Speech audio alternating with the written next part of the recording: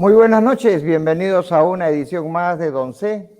En esta oportunidad tenemos la presencia de un amigo de más de 45 años. Nos conocimos a finales de la década de los 80, compartimos algunas actividades en el sector agrario, en la Organización Nacional Agraria. Nos referimos a Víctor Vázquez Villanueva, economista agrícola, magíster y destacado profesional, siempre vinculado a la agricultura. Buenas noches, Víctor, ¿cómo estás? Buenas noches, mi estimado amigo directo César Zamora, y felicitarlo por tan importante programa. Hoy te acordarás pues de aquellas épocas cuando éramos pipiolos todavía, casi jóvenes. Yo más joven que tú, por cierto. Y No tanto, ¿eh? haciendo cosas ahí en la Organización Nacional Agraria. ¿Te acuerdas de alguna anécdota de aquella época? La anécdota más importante fue conocerlos a ustedes porque fuiste con 3 jóvenes estudiantes de la universidad en el último año, si mal no recuerdo, Carlitos y Guevara. Carlito Guevara, En paz descanse, Carlitos ya Guevara. descanse, y después había otro chico más y una chica, ¿no? Y creo que para todos fue muy grato que los egresados, próximos a egresar, salgan a contrastar todo lo aprendido en el campo. Y creo que fue tu primer viaje de chamba para encuestar en la sierra. Y eso es lo importante, ¿no? Para que uno se pueda proyectar en la vida, en lo profesional y también en el mundo económico, hay que conocer la realidad. Si uno no conoce la realidad, si uno está en escritorio, sencillamente se pierde. Lamentablemente creo que muchos de los funcionarios que toman decisiones hoy en día les ha faltado caminar el campo. No sé qué te parece. Mira, y esa es la gran diferencia, César, que marca el devenir de un profesional en términos cualitativos. Porque como bien lo señalas, hay profesionales que creen interpretar la realidad solamente por el libro, o por la película, o por el vídeo, y otros que dicen, por ejemplo, que conocer el mundo rural, el mundo campesino, es necesariamente tener que ir a convivir las 24 horas del día con ellos. Y creo que la experiencia y la realidad compartida nos demuestra lo contrario. Hay que ir con la mente abierta, con la lucidez, con el conocimiento en proceso de consolidación, bueno, y con la gana de aprender y también transmitir. Sí, la sencillez con la que tú vayas hace que la gente del campo, que es gente, digamos, sencilla, se abra y te muestre y también te da la oportunidad de que tú puedas entrar con algunas recomendaciones, ¿no? Y Y uno tiene que, precisamente, y uno tiene que ir abierto, o sea, obviamente para una primera vez es chocante, ¿no? Salir al campo, contrastar esa diversidad y cultural de nuestra gente. Yo tengo anécdotas muchas que marcaron lecciones en mi vida. Por ejemplo, ya en ONA, recuerda que hicimos un trabajo interesante de prospección de costos de producción y me tocó ir al campo pues a encuestar, ¿no? Y al ver el almuerzo del campesino por la zona de Anta, yo mentí que estaba lleno. Y cuando, bueno, cuando veo luego que el campesino saca el medio cuy para el plato, bueno, simplemente me dijo, es que usted está lleno, ingeniero. No me puso pero no, y eso marcó parte de mi vida, ¿no? Y así como esa hay muchas. bueno, José Luis Noriega te manda un saludo especial como maestro del Gracias. agro. La mejor forma de ser maestro es enseñando, ¿no? O sea, alguien me dijo de que mientras más enseñas, más aprendes. Y ese es un Completamente de saludo acuerdo. para José Luis Noriega.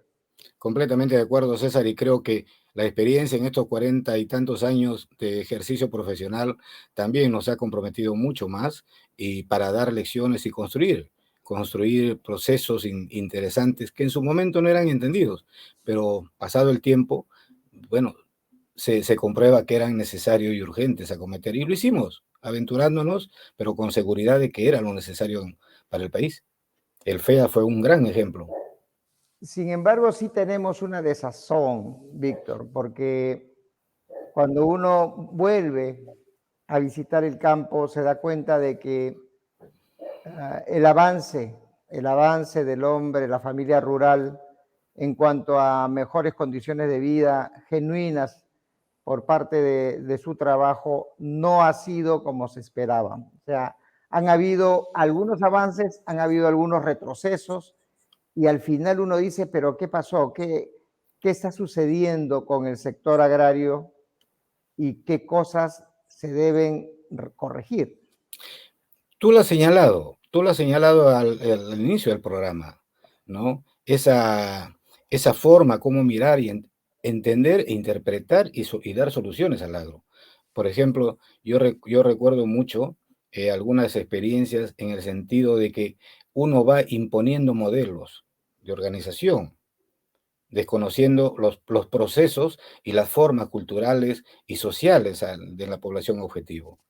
Uno va imponiendo soluciones cuando sin siquiera conocer cuál es el espacio territorial y aquellos elementos, digamos, restrictivos y que pueden fácilmente y otros que pueden rápidamente desencadenarse, ¿no? Y otros que necesitan política de Estado desde el punto de vista estructural, ¿no? Entonces, quienes de una u otra forma participan en estos procesos supuestamente de desarrollo para el agro es aquella gente que no entiende, no comprende, ni no conoce ese encadenamiento de procesos que vive el campesino, pero desde el punto de vista humano y desde el punto de vista de agente productivo y económico.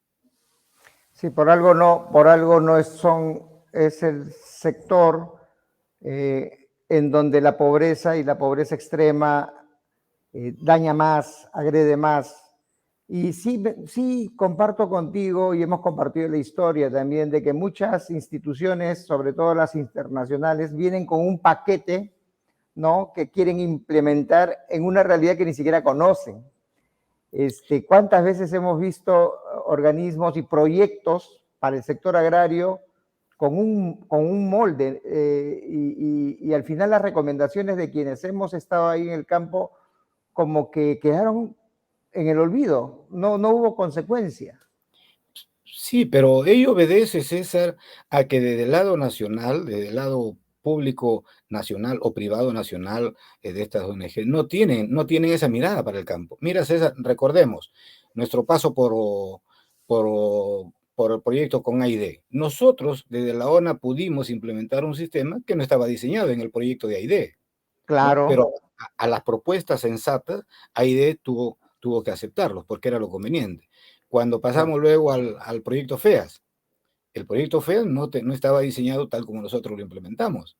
Estaba diseñado en una visión tradicional de la asistencia, de la extensión agraria, asistencia técnica, creyendo y pensando que el Estado iba a estar presente toda la vida, una, y dos, creyendo y pensando que la totalidad de ingresos de la familia campesina, de la familia rural, provenía de la actividad agropecuaria, cuando totalmente eso era no cierto. Y lo otro, pensar que el campesino necesitaba elevar sus rendimientos alejado del mercado.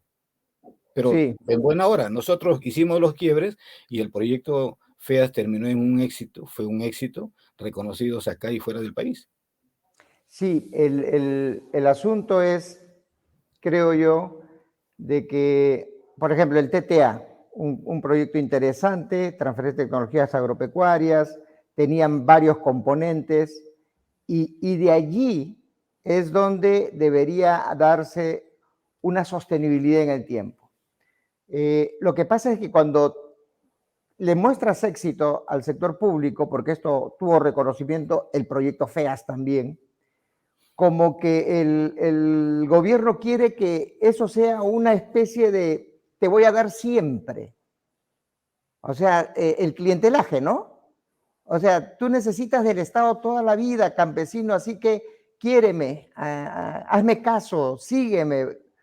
Y eso no es lo que nosotros pretendíamos sostenibilidad.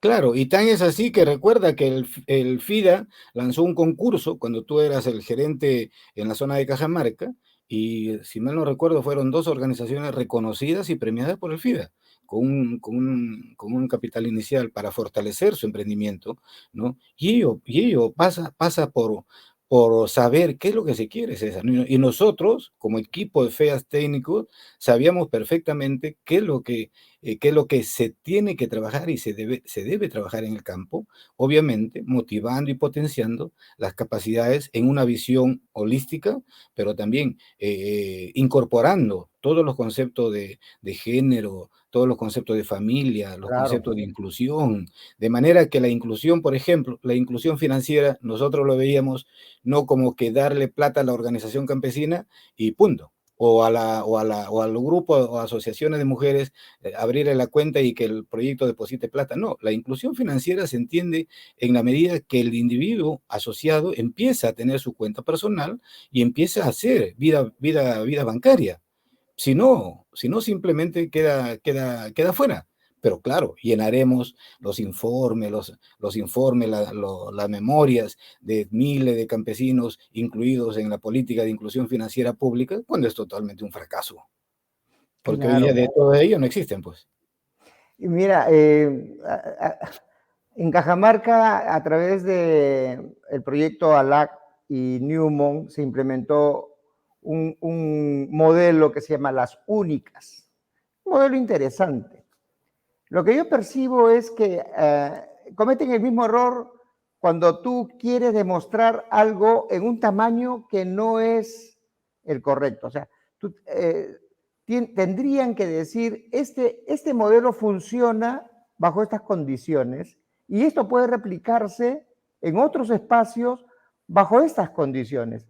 Pero si tú dices que es un éxito absoluto, entonces estás perdiendo la autocrítica. Y en la vida, a ti, a mí, la vida nos ha enseñado, en lo personal, en lo profesional, que tenemos que ser autocríticos. Entonces, por ahí yo creo que, no sé si estamos de acuerdo en ese punto de vista.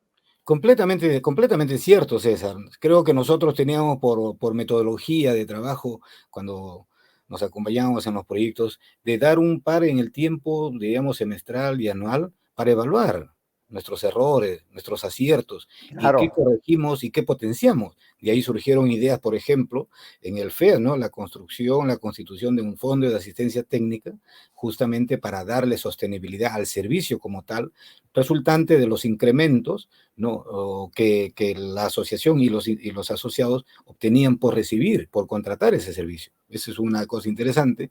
Y la otra, recuerda, César, que habíamos nosotros soñado y diseñado el impulso para promover la formación de empresas desde el punto de vista de oferta tecnológica, de oferta de servicios, en una visión claro, amplia. ¿No? claro. No necesariamente, pero tú lo has dicho, ¿no? Lamentablemente desde el Estado eso lo destrozaron porque querían continuar con el clientelismo, porque veían que el campesino simplemente era un cliente potencialmente activo, que lo único que esperaban era recurrir al Estado, recurrir al ministro, recurrir al gobierno de turno. Bueno, el Estado mismo es el que yo señalo, ¿no? Sí. Desde el Estado se han encargado durante los últimos quizás 50 años de castrar las iniciativas, ¿no? De castrar las iniciativas porque encuentran, alguna vez conversábamos, ellos saben que en la pobreza está el voto. Y ahí encontramos los ideólogos del socialismo falso, ¿no? Es decir, no mejore la situación del pobre porque se te va. No, y lo dicen. Y lo dicen, sí, Con cinismo, con sin cinismo. cinismo. Y lamentablemente acá hay seguidores, ¿no? Sí, Y el Estado, y en el Estado encuentran a sus más grandes seguidores y diríamos, forjadores Lex, de más pobreza. Lex Oliver Valles Mozambite. Buenas noches, César y amigo Víctor. Gracias por la invitación. Siempre listo para seguir aprendiendo de sus conocimientos y experiencia. Y nuestro amigo Dilmar Pérez. Buenas noches, César Víctor. Un fuerte abrazo desde la Selva Central. Saludos. Saludos, Qué pues, de la interesante. Selva Central. Qué- Cuánto hemos trabajado en la zona de la Merced, en ah, Satipo, ¿no? Cuántas veces hemos llegado ahí a hacer algunos cursos, algunas capacitaciones. Víctor, quiero pedirte un breve espacio para nuestra pauta comercial, muy breve, un par de minutos.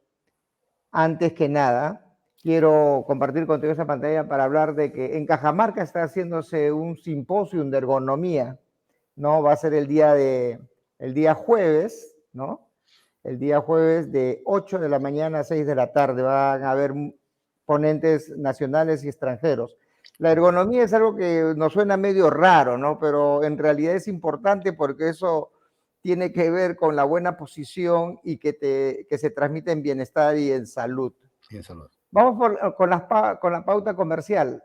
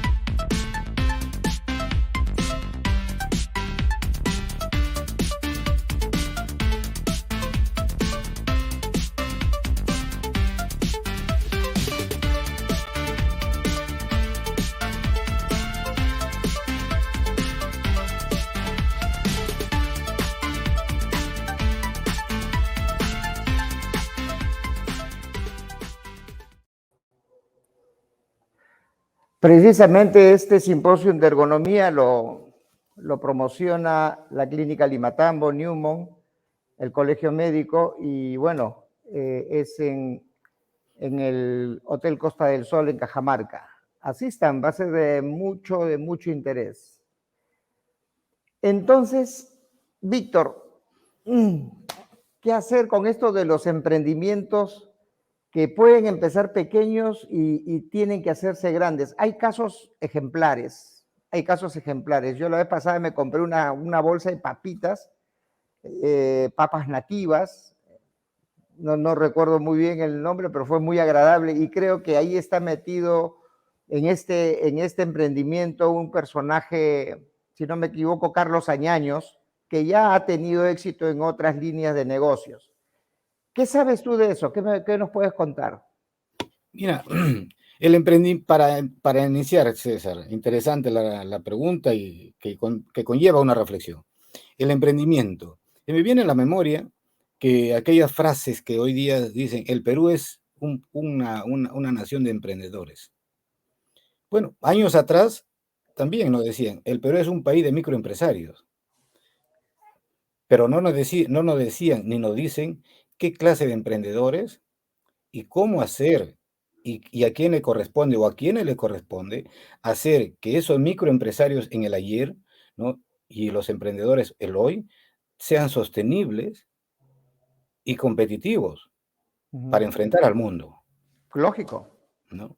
Entonces, yo siempre señalo que a la micro y pequeña empresa lo que le falta o lo que adoleció del Estado en términos de políticas públicas y programas de fortalecimiento fue profesionalización a la micro y pequeña empresa.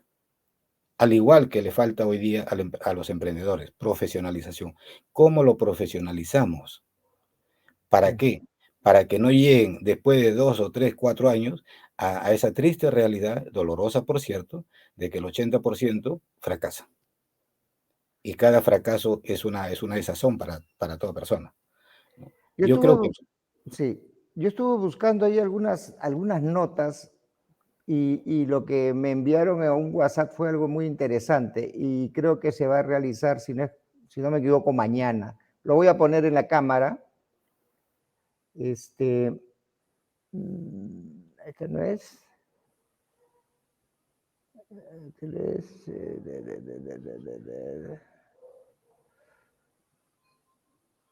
A ver, déjame mostrar. Ok, vamos a salir un ratito para mostrar lo que...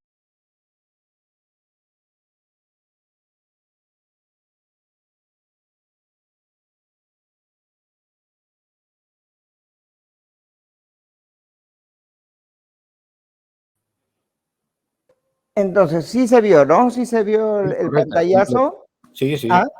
completo. Entonces, el día de mañana hay un evento en el Cusco y va a hablar Carlos Añaño sobre su vida, cómo ha sido un hombre de Ayacucho, que empezó con una pequeña iniciativa y se hizo grande. Es un poquito la reflexión que estamos haciendo. ¿Qué nos puedes contar de eso?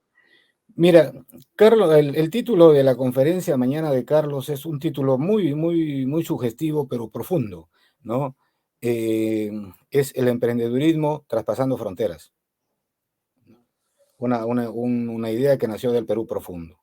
Y eso viene a colación. Carlos Añaño es un peruano, ayacuchano, de la provincia de La Mar, si mal no recuerdo, ¿no? Que a lo largo de estos últimos 25, 30 años nació con una idea familiar, con un emprendimiento familiar en aquel entonces, que luego fue viviendo y cayéndose y levantándose al mismo tiempo, hasta que, bueno, encontró una oportunidad interesante con el aprendizaje y decidió, bueno, traspasar fronteras, que no fue nada difícil en las conversaciones y en, la, y en los relatos que uno escucha, no ha sido nada difícil, pero fue la decisión y la profesionalización, y la profesionalización. Es decir, siempre Carlos dice, para saber dirigir hay que saber todo el proceso, hay que vivir todo el proceso, ¿no? De manera que esa vivencia de los procesos para el emprendimiento de Carlos lo ha llevado pues, a tener la convicción y la decisión de hacer lo que hoy día es el Grupo AGE en el mundo, ¿no?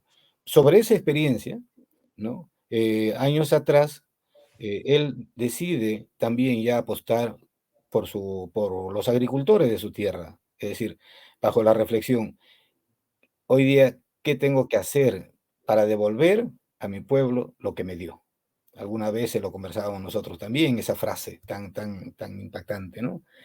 Y empezó trabajando a través de las organizaciones de productores de papa, a través de Corpapa, ¿no? Y encontraron un nicho muy interesante de los productores más pobres, César, de los altoandinos, aquellos Ya, grandes de la papa de color. Mira la visión es que mientras diríamos, los que viven de la pobreza premian a los campesinos pobres por ser guardianes de la biodiversidad, Carlos Añaño con esta idea dijo, no, ¿por qué tenemos que premiar solamente con un diploma? Ellos van a ser los mejores guardianes de su biodiversidad, en tanto esa biodiversidad le traduzca en ingresos y claro, calidad de vida. Entonces, claro. el mundo quiere esto que nosotros lo tenemos.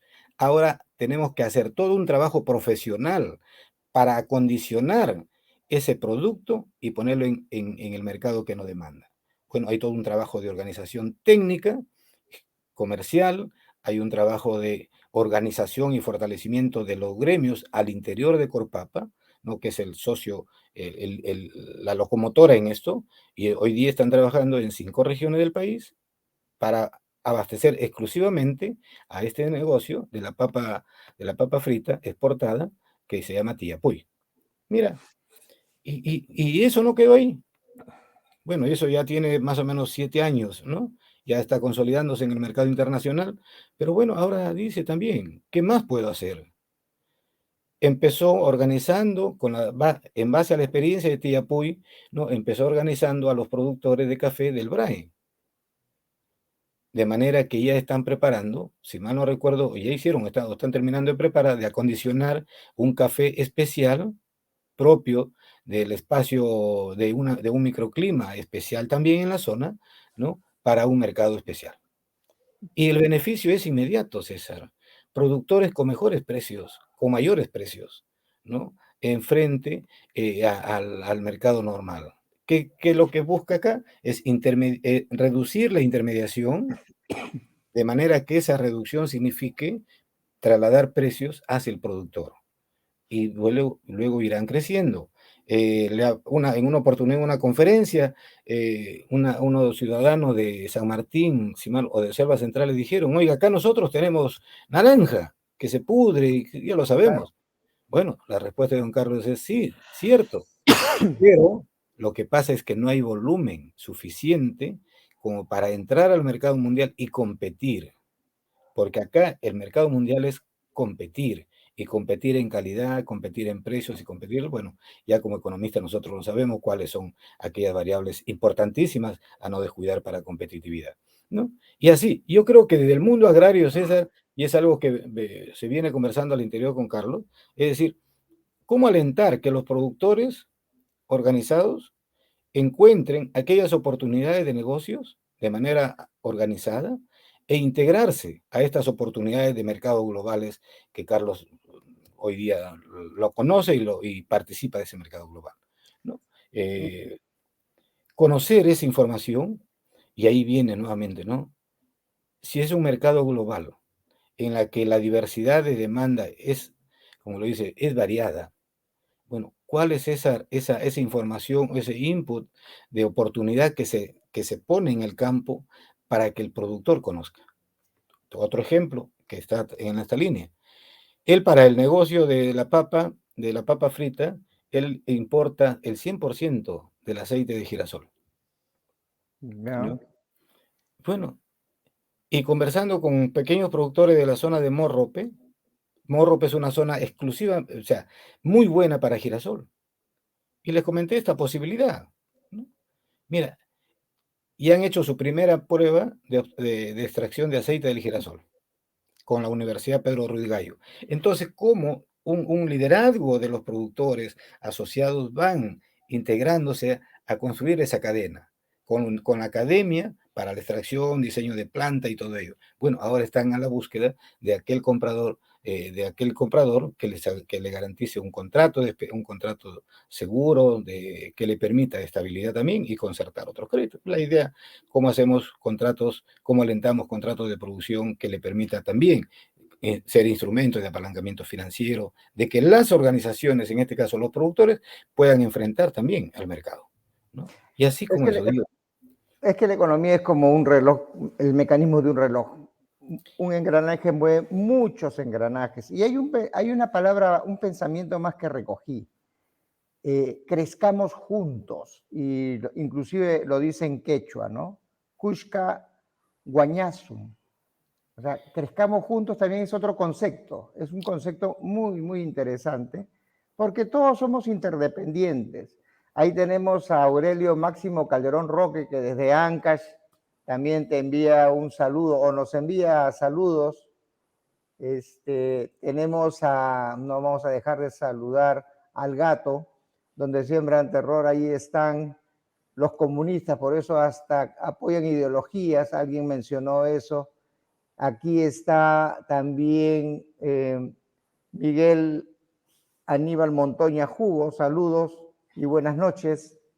Muy bien, entonces estamos acompañados esta noche, Víctor, y nada, el tiempo es lo más ingrato que puede existir y ya estamos por terminar el programa. Yo quisiera tus reflexiones finales y sobre todo, sé que en la organización en la que tú estás, que es Defensoría del Productor Agrario, también está participando del evento que se está desarrollando en el Cusco, Sí, o que se va a desarrollar mañana en el Cusco.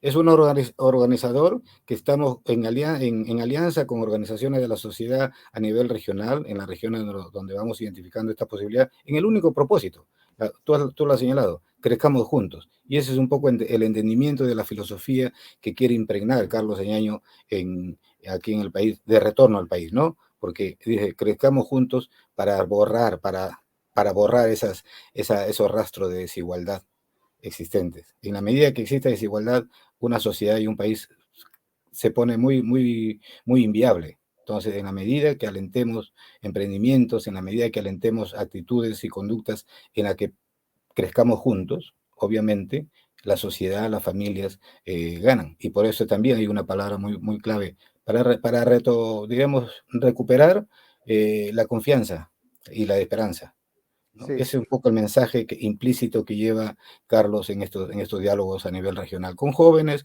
con emprendedores, con empresarios, con la sociedad, ¿no? Para decir que no todo está perdido en nuestro país.